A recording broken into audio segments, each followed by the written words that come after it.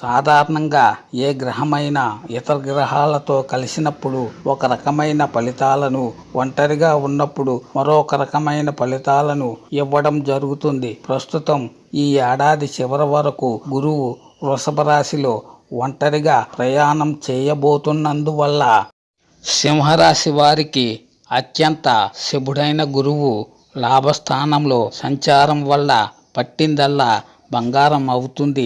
ఆదాయానికి లోటుండని పరిస్థితి ఏర్పడుతుంది. పిత్రార్జితం సంక్రమిస్తుంది.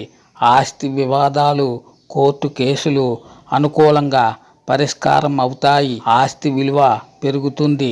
విదేశాల్లో ఉద్యోగాలు లభించే అవకాశం ఉంది. ఉద్యోగరీత్యా విదేశాలకు వెళ్ళవలసిన అవసరం ఏర్పడుతుంది. ప్రముఖులతో పరిచయాలు పెరుగుతాయి. సొంత ఇల్లు, వాహనం ఏర్పడే అవకాశం ఉంది.